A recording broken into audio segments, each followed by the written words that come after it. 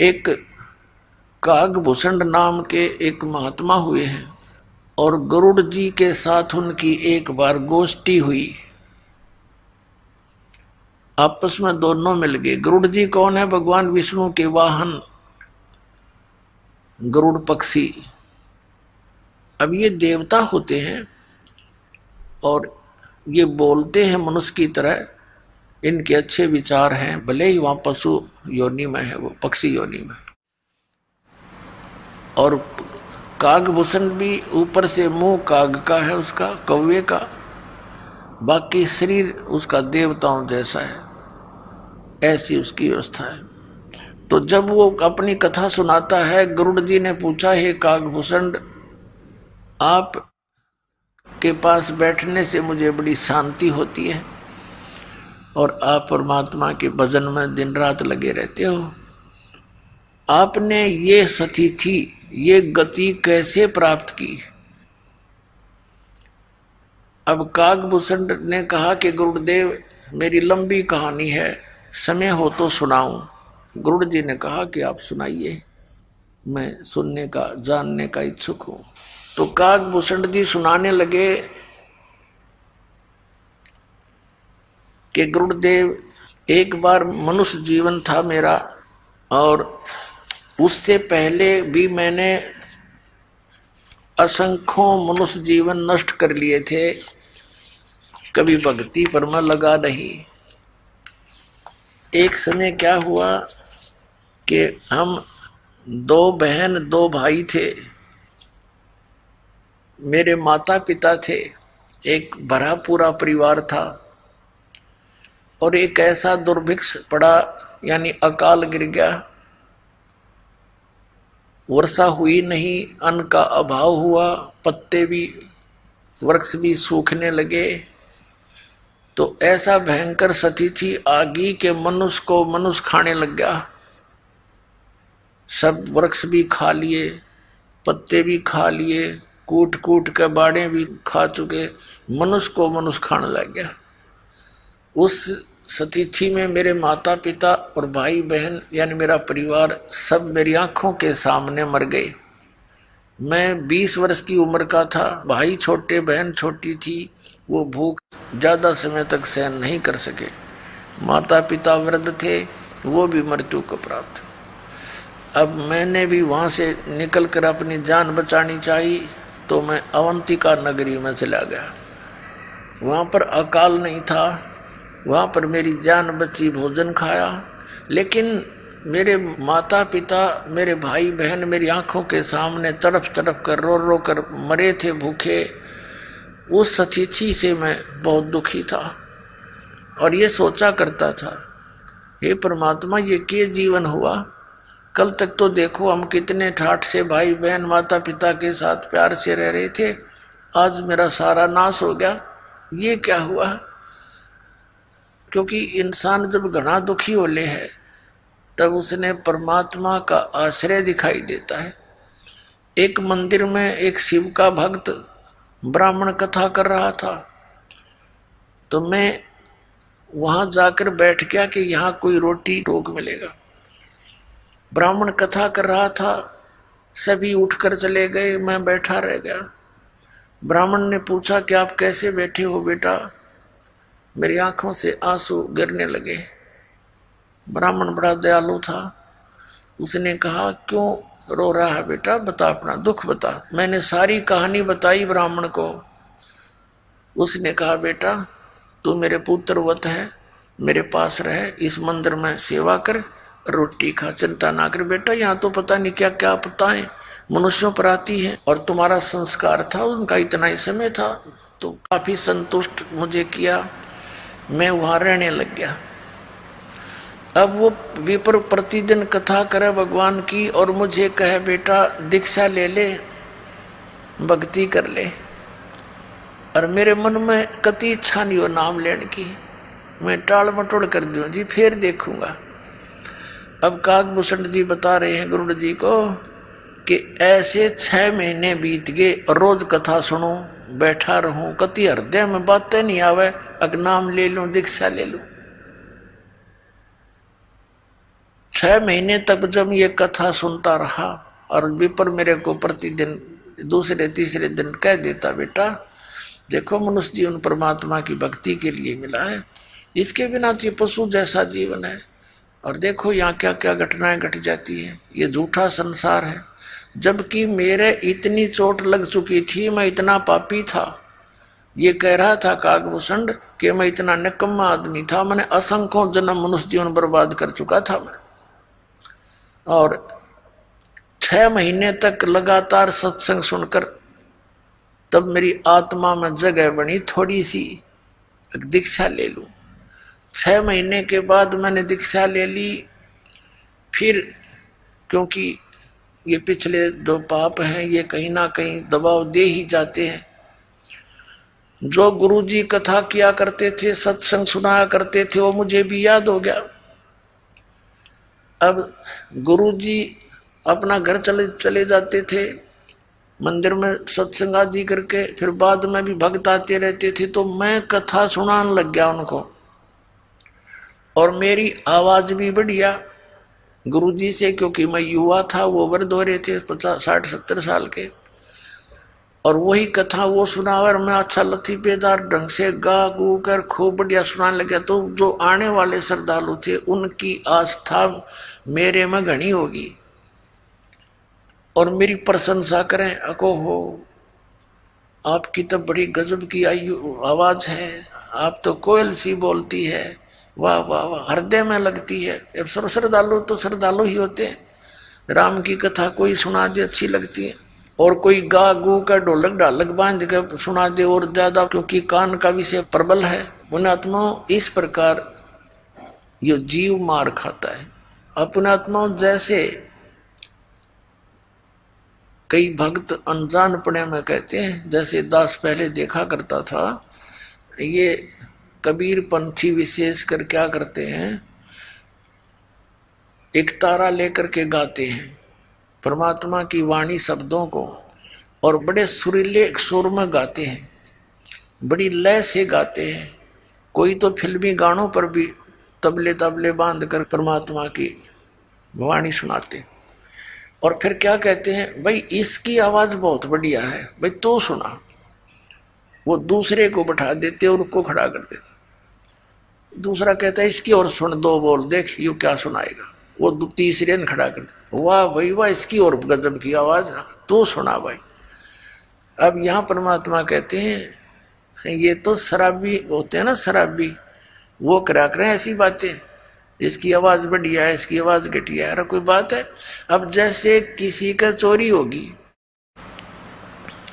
और एक व्यक्ति ने आकर कहा कि भाई आपके घर में चोरी हो गई है, यदि उसने कोई भांग या शराब नहीं पी रखी होगी तो इतनी बात पर्याप्त है, और जय उसने कर रखा हो नशा, और उसको कोई कहे कि आपके घर पर चोरी होगी,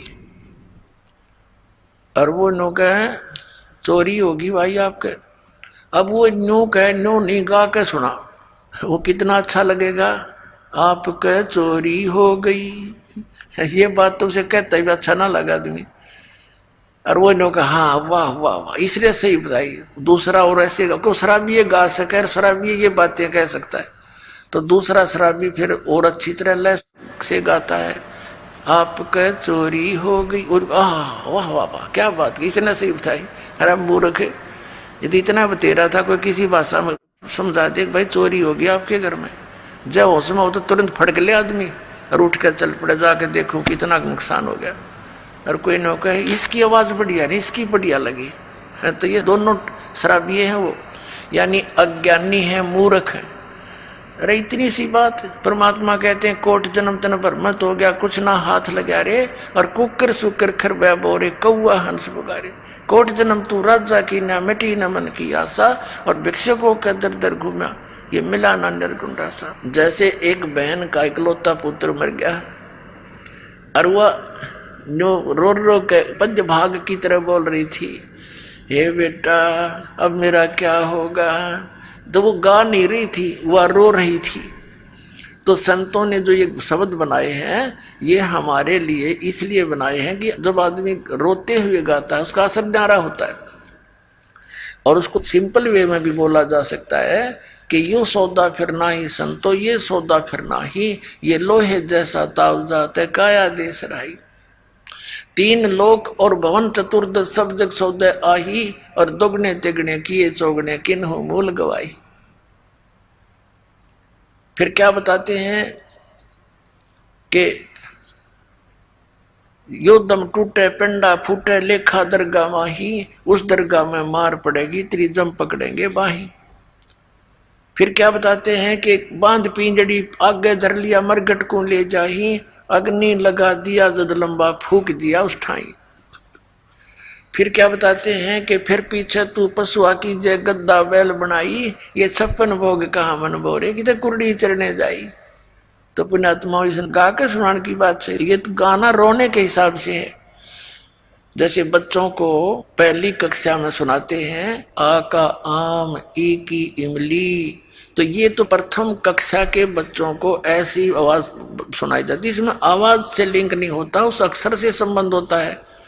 आ से आम, आम कैसा होता है, वो आ अक्षर कैसा है। तो ये व्यवस्था जो गाने में स्वर ने देख करके जो करते हैं तो वो मूर्ख और भोली आत्मा होती है जिन्हें पता नहीं अध्यात्म मार्ग का। तो क्या बताया कि नर से तू पशुआ की जय और गद्दा बैल बनाई, ये 56 भोग कहा मन बोरे कि तो कुर्डी चढ़ने जाई।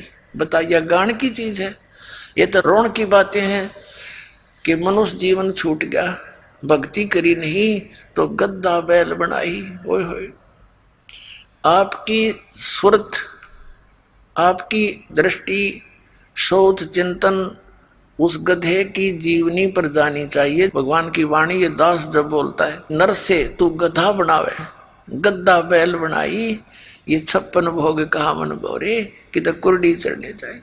आज आप देख कितना सुंदर पवित्र आहार करते हो, हैं? रोटी, हलवा, खीर, पूरी, प्यास लगे जब जल पी लें, भूख लगे रोटी खावें, जब भी इच्छा हो जाती है तो कहते हैं परमात्मा ने ये सुविधा आपको इसलिए दी है कि आप भक्ति करो परमात्मा की।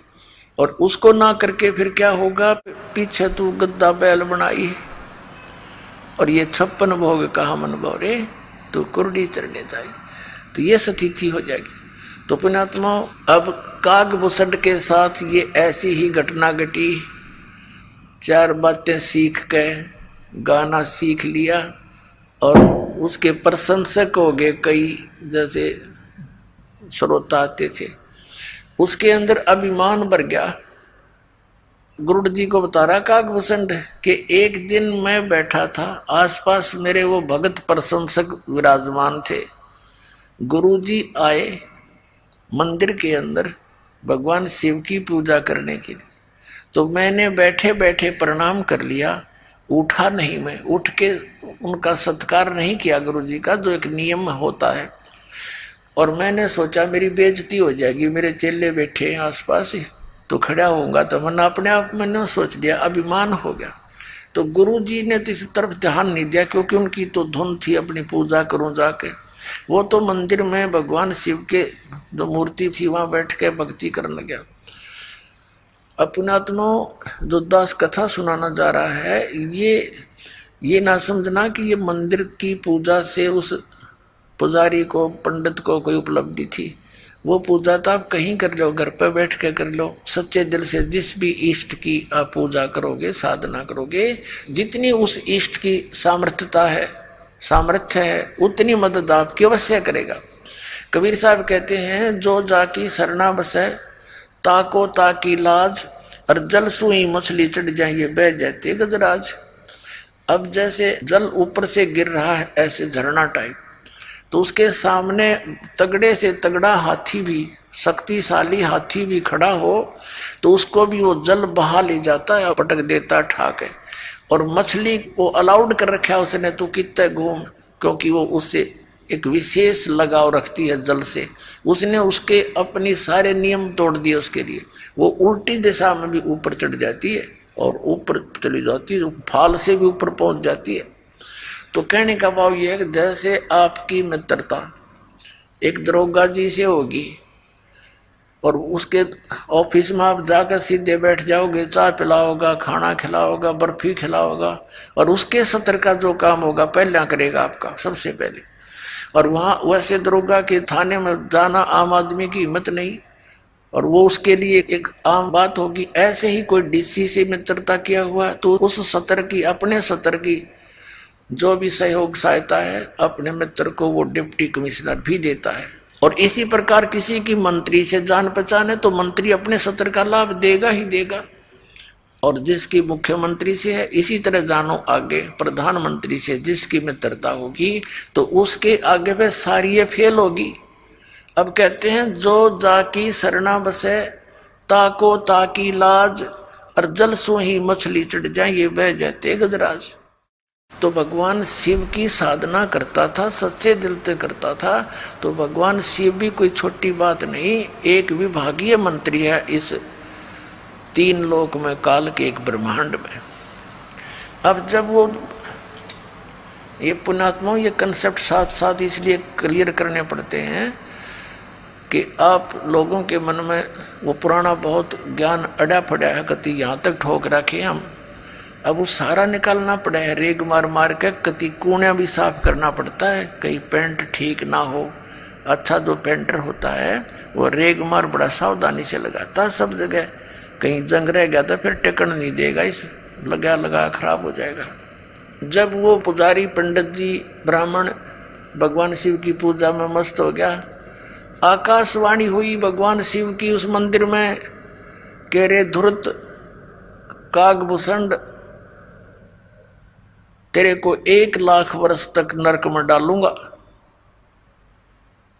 अब उस गुरुदेव ने भी आकाशवाणी सुनी, वो उस बच्चे को बुला, बेटा क्या गलती कर दी तूने, भगवान तुझसे क्यों अक्षुब्ध हो गए, अरे माफी मांग, अक्षमा याचना कर।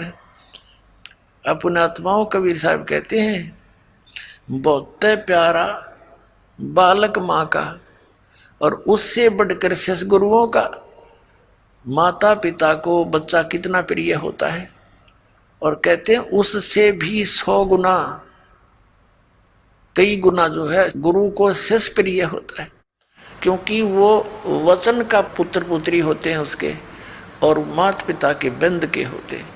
तो वो अपना मान लेता उस दिन से, जिस दिन से वो शरण ग्रहण कर ली, नाम ले लिया, और उस दिन से उसके कल्याण के लिए वो हर तरह से सोचता है कहीं इसको हानि ना हो जाए। तो उस गुरुदेव ने कहा हे परमात्मा, हे भगवान, बालक बोला था कोई गलती हुई हो तो माफ कर दो। कहते हैं 1 पैर तक, यानी लगभग 4 घंटे तक 1 पैर तक खड़े रहे, 4 घड़ी का 1 पैर होता है उसे, तो 1 पैर खड़ा रहा तो फिर प्रार्थना करते रहे। तब आकाशवाणी फिर हुई कि जम के लोग चलो रे भाई, हमरा वचन न खाली जाई। आकाशवाणी में कहा कि जब तू अपने गुरु जी का आदर नहीं कर सकता और मेरी भक्ति कर रहा है तो मेरी के टाट काटेगा तू, यहाँ कर भी एक को बद करेगा। जब पुण्यात्मा एक नियम है मालिक का, परमात्मा कबीर साहब कहते हैं गुरु मानुष कर जानते ते नर कहिए अंध, और महादुखी संसार में आज्ञा काल के फंद। कबीर साहब कहते हैं मम संत मुझे जान मेरा ही स्वरूपम। अब जैसे यह दास है और परमात्मा कबीर जी का भेजा हुआ उसका प्रतिनिधि समझो, उनका दास हो, आपके लिए इस दास को एज ए कबीर परमेश्वर ट्रीट करना पड़ेगा। जब वो राजी होगा, जब वो प्रसन्न होगा, क्योंकि वो भगवान ये दृष्टि रखते हैं कि आज जैसा व्यवहार ये इस मेरे भेजे हुए संत के साथ कर रहा है, अगर मैं इसके स्थान पर होता तो ऐसे ही मेरे साथ ये ऐसा करता। तो क्या बताते हैं, गुरु गोविंद कर जानियो रहियो शब्द समाए, मिले तो दंडवत बंदगी नहीं पल पल जान लगावे। गुरु को परमात्मा जानकर अपना जीवन सफल करे, और मिले जब दंडवत बंदगी नहीं चिंतन खूब करे। तो क्या बताते हैं, जैसे एक गणित का प्रश्न होता है, जैसे गणित का प्रश्न होता है उसमें एक मूलधन ज्ञात करना होता है और वो मूलधन करोड़ों की राशि का होता है। उस ऋण के उस सवाल में, प्रश्न में मूलधन ज्ञात करना पड़ता है। तो सपोज करना पड़ता है, मान लीजिए मूलधन 100 रुपये, और मूलधन 100 रुपये माने बिना वो ओरिजिनल मूलधन नहीं मिल सकता, यानी वो प्रॉब्लम सोल्व नहीं हो सकती, वो प्रश्न हल नहीं हो सकता। उसके लिए मानना पड़ता है, मान ले मूलधन 100 रुपये, वो 100 रुपये वास्तव में मूलधन नहीं होता, लेकिन उसके बिना वो वास्तविक मूलधन मिल नहीं सकता, कभी नहीं। तो इसलिए ये दास गॉड नहीं है, लेकिन आपने न्यू मान कर रिहर्सल करनी पड़ेगी कि मान लो गुरुजी गॉड, ये समझ लेना पुनः। तो क्योंकि जब आप यहाँ से जाओगे तो आपको त्रिकुटी के ऊपर, जहाँ एक इंटरनेशनल एयरपोर्ट है यहाँ से जाने का, और वहाँ से जहाँ भी जिसने टिकट बनवा रखी है, यानी जिस भी देव ईष्ट की साधना वो किए हुए है, वहाँ त्रिकुटी से ही उसका फिर आगे आगे उसी रास्ते से उसके विमान जाएंगे। तो वहाँ जब आप पहुँचोगे, ये दास खड़ा दिखाई देगा आपको, परमात्मा इस दास के रूप में वहाँ मिलेंगे। और आपकी जैसी श्रद्धा यहाँ होगी ऐसी वहाँ होगी। ये तो रिहर्सल है, एक ट्रायल है। तो जैसा आपका बर्ताव इस दास के प्रति यहाँ होगा, ऐसा ही वहाँ होगा। अब जैसे दास यहाँ खड़ा है बाहर और आप वहाँ बैठे हो, मस्ती मार रहे हो, एक गप्पे कर रहे हो, तो ऐसा ही भाव फिर वहाँ होगा। तो भगवान निकल जाएंगे, तुम मुड़े गप्पे मारते रह जाओगे। तो जो ही गुरुजी आते हैं, आप देखते हो कोई भी गुरु है कहीं पर भी, वो नकली है, उनके प्रति भी वो ऐसी श्रद्धा रखते हैं जो पुण्यात्मा है, क्योंकि उनका स्वभाव है। एक टक दृष्टि रखते हैं जब तक वो आंखों के आसपास रहते हैं। तो ये उनने पिछले जन्मों से अभ्यास कर रखा, जो पुण्यकर्मी प्राणी पिछले जन्मों से आ रहे हैं भक्ति करते हुए। तो ये नियम है, विधान है इस भक्ति का। तो वहां जैसा जिसका आपने यहाँ प्रैक्टिकल कर रखा है, वो तो वैसा ही वहां होगा आपका स्वभाव। तो इसलिए गुरु जी को एज ए गॉड ट्रीट करके उसके साथ फिर ऐसा व्यवहार करें। गुरु के सम्मुख वचन नहीं कहे, सो से रहनी गहनी सुख रहे। तो इस प्रकार जो नियम है, गुरु सम्मुख ले झूठ सजोई, निश्चय नरक पड़े से सो। तो इस तरह की जो परमात्मा ने फाउल पॉइंट बता रखे हैं, उन फाउल पॉइंटों से डर रहे। अब कागभूषण को आकाशवाणी में भगवान शिव ने बताया कि रे निकम्मे व्यक्ति, जब तू अपने गुरु का सत्कार नहीं कर सकता तो मेरा क्या लगा तू, और तुझे नरक में ठोकूंगा। इस संति से दयालु होते उस ब्राह्मण ने, उस पुण्यात्मा ने बार बार प्रार्थना की, हे परमात्मा आप तो दयालु हो, आप तो बख्शनहार हो, बालक है, छोटा बच्चा है, गलती होगी, इससे माफ करो। अरे क्या कर दिया तू नालायक, बता क्या कर दिया। तब आकाशवाणी में कहा कि ये अपने गुरु का आदर नहीं किया, खड़ा होकर के इसके अंदर अभिमान समा गया था, इसका ये दंड इसको भोगना ही पड़ेगा। फिर बार बार प्रार्थना करने से शिव जी ने कहा कि तेरे गुरु जी की प्रार्थना स्वीकार होती है, लेकिन नरक में तो तुझे जाना ही पड़ेगा, मैं इसको चेंज नहीं कर सकता। लेकिन उस नरक में तुझे यम के दूत दुखी नहीं करेंगे, ये मैं आदेश दे दूँ। अब उसको इतना सहारा मिल गया, उसकी मृत्यु होगी कुछ वर्षों के बाद, नरक में तो जाना ही पड़ा। लेकिन यहाँ के इतनी सुविधा ये दे सकते हैं, जैसे एक मंत्री की कोई जान पहचान हो जाए, होम मिनिस्टर से कोई उसका मित्र हो, रिश्तेदार, और उसकी कैद हो जाती है। अब उसने रहना तो पड़ेगा जेल में, लेकिन रहेगा उड़े बिल्कुल बटेऊ की तरह, कोई कुछ नहीं दुख दे सकता। तो उस कागभूषण को इतना सहारा तो मिल गया, लेकिन रहना पड़ा उस नरक में। अब जैसे वहां नरक में चाहे कुछ भी ना, कोई यम के दूत दूसरा ने पीटे जब कलजा पाटे, और नरक में हाहाकार माचरी, कोई काटे जा रहे हैं, कोई नरक में ठोक रखे हैं, गंद पड़ा, सड़ांध उठ रही है, रहना वहीं पड़ा। अब दास ये कहना चाहता है इस कथा के द्वारा कि जो पुण्यकर्मी प्राणी हैं, पिछले जन्म मनुष्य जीवन के पाते हुए आ रहे, वो तो भगवान की कथा सुनते ही तुरंत कहीं ना कहीं चिपक जाते हैं। तो उनका स्वभाव है जैसे दीपक के ऊपर पतंग, न चाहते हुए जाकर गिर जाता है, भले ही वो जल जाए लेकिन उसका स्वभाव है उसको शीतल और उत्तम वस्तु जानकर जाता है। तो जितने भी ये पुण्यकर्मी प्राणी थे, इन नकली संतों काल के दूतों को एक परम संत धनी जानकर उस दीपक की तरह जा चिपके और 100 साल से बैठे वहां पर।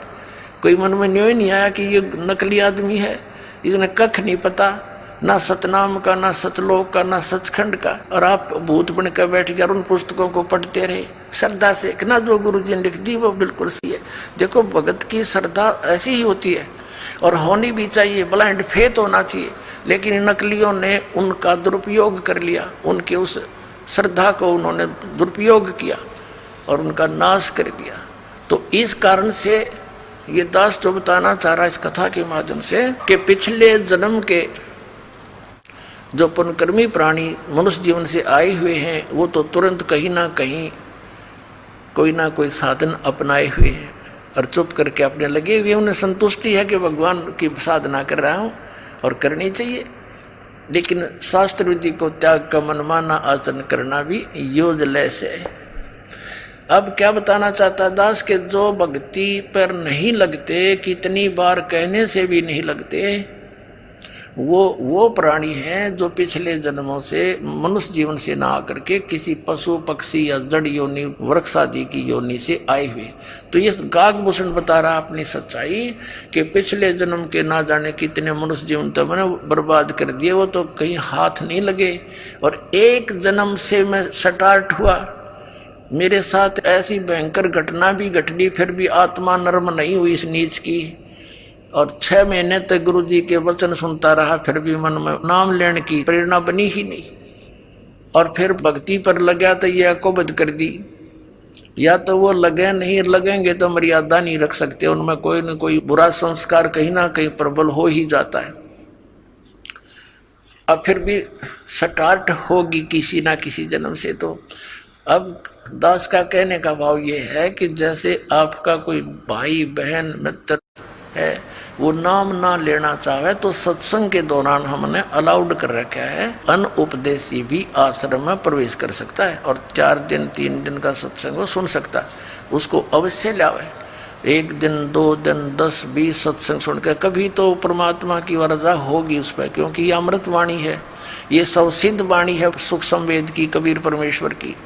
जैसे एक किसी को सर्प डस जाता है और वो अचेत पड़ा होता है, एक गारडू एक मंत्र सिद्ध करता है सर्प का विष उतारने वाला, उस मंत्र को बोलता है, एक वाणी होता है, श्लोक सा होता है, उसके बोलने से बार बार बोलने से उस अचेत पड़े व्यक्ति का विष उतर कर वो सचेत हो जाता है, जबकि ना वो सुन रहा है ना उसकी कोई भाषा समझ रहा है, ये बोल क्या रहा है।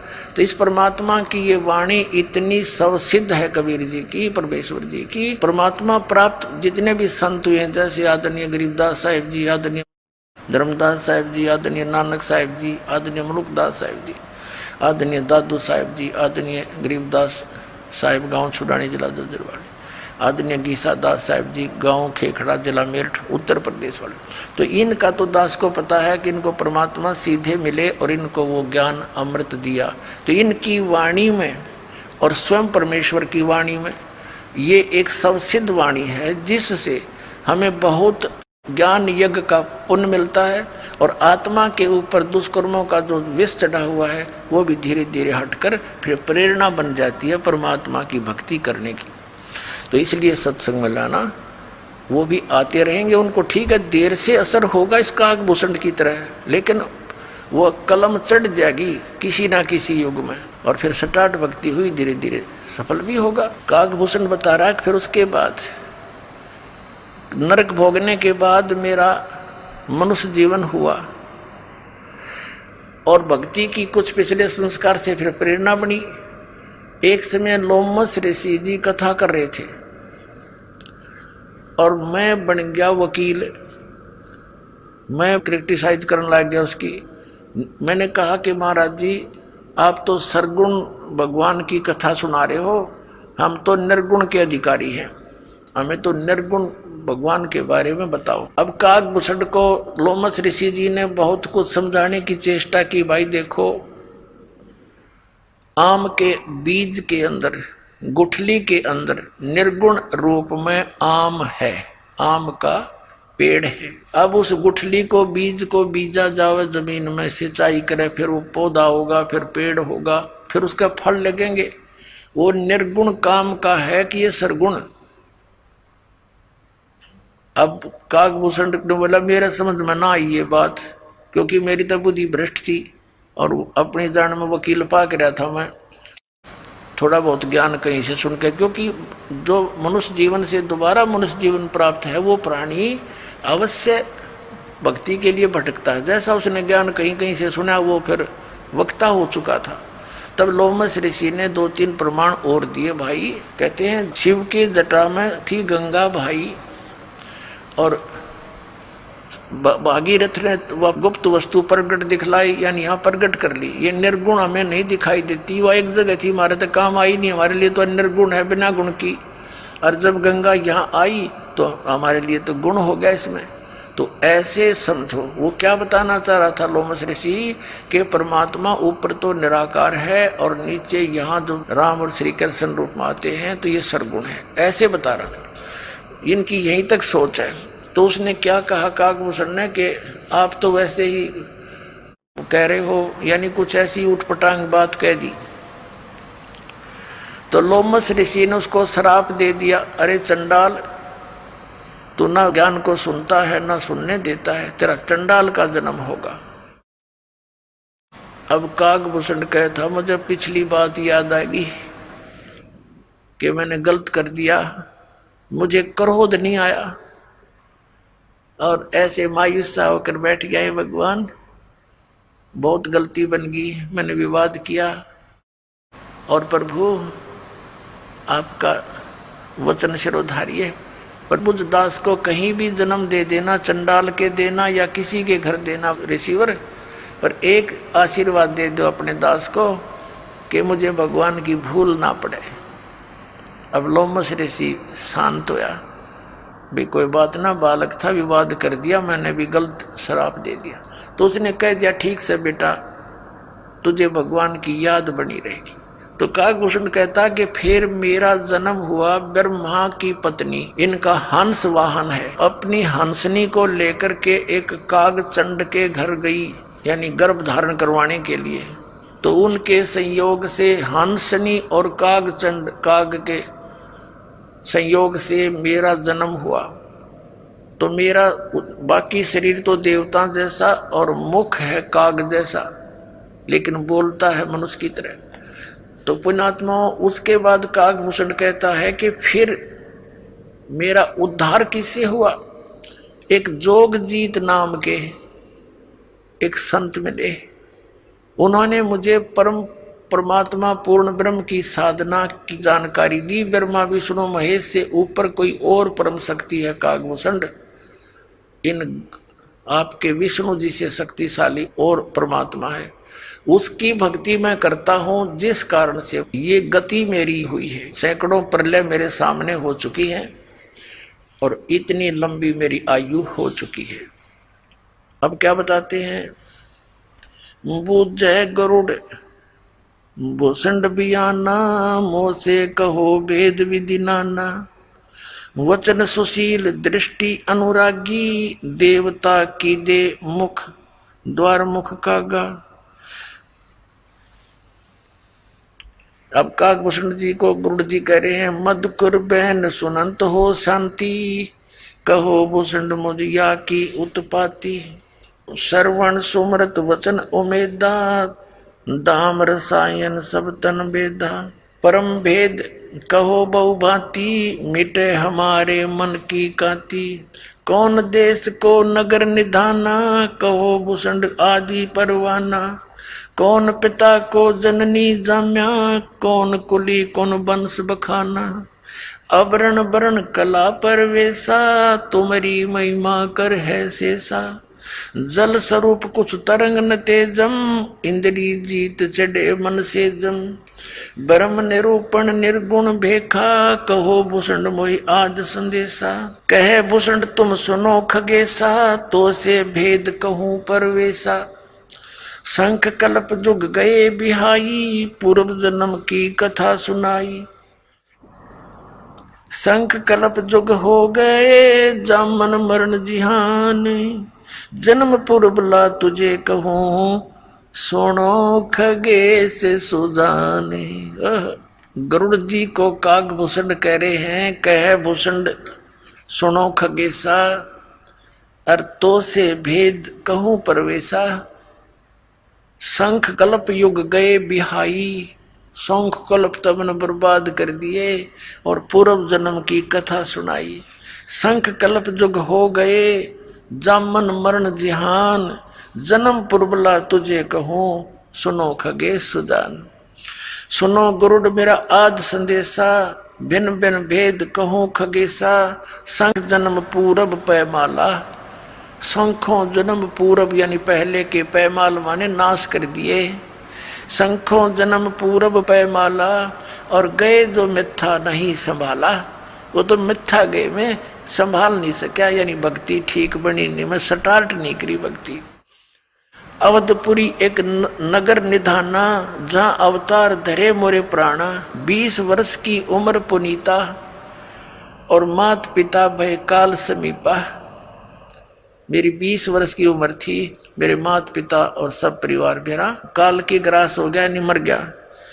पड़ा काल दुर्भिक्ष ताही, और पृथ्वी डोल गई रे बाई। ऐसा भयंकर दुर्भिक्ष गिरा था, अकाल गिरा था कि पृथ्वी भी कांप गई थी, ऐसा हाहाकार मचा था। पड़ा काल दुर्भिक्ष अपारा, मनुष्य मनुष्य का करे आहारा। अन्न का नहीं आहार प्राणी, पड़ा काल दुर्भिक्ष समानी। अवधपुरी हम तजी खगेशा, ताई आए हम मालू देसा। पूरी अवंती लीना बासा, जावा नहीं अन्न की त्रासा। अन्न तो वहां पेट भर खाया, कह भूषण सुनो खगराया। पंडित एक अवंती माही, कथा करण नित शिव द्वारे जाही। 6 मास हम संगति की नी, बौरतास की दीक्षा लेनी। टहल करत शिव पंडित केरी, गुरु चेले का भाव गनेरी। स्वामी करण गए स्नाना, और पूजा अर्पण धूप दयाना। शिव पूजा पंडित अर्थावे, बेल पत्तर धर लिंग बनावे। शिव पूजा पंडित करे जहाँ हम लिया निवास, गुरु दीक्षा मन मैं करी मिटी खगेश प्यास। तन मन अर्पे फेर माला, जाके ऊपर ईश दयाला। यानी काकभूषण जी कह रहे हैं कि वो पंडित जी अपने शिव भगवान के ऊपर कति समर्पित था, जिस कारण से भगवान शिव की उसके ऊपर पूरी कृपा थी। पूजा करण दिवालय आए, ता हम बैठे दर्शन पाए। जहाँ शिव को मोह दिया सरापा, लाख वर्ष तुम जमपुरी राखा। पंडित सुना बचन शिव केरा, ओठ चरण लीना गुरु केरा। पंडित शिव का दान लगाया, कल्प करी बालक बोराया। हे रे बालक तू धर शिव का ध्याना, ताते बख्शे तेरे प्राणा। तो पुण्यात्मा, आज का जो सत्संग चल रहा है, ये वर्तमान का समागम, ये किस उपलक्ष्य में है? परमात्मा सतलोक से चलकर आते हैं, अपनी प्यारी आत्माओं को मिलते हैं जो परमात्मा के लिए भटक रहे हैं, और उनको फिर तत्व ज्ञान समझाकर सत भक्ति, वो 2 अक्षर का मंत्र सतनाम देकर उनका कल्याण करते हैं।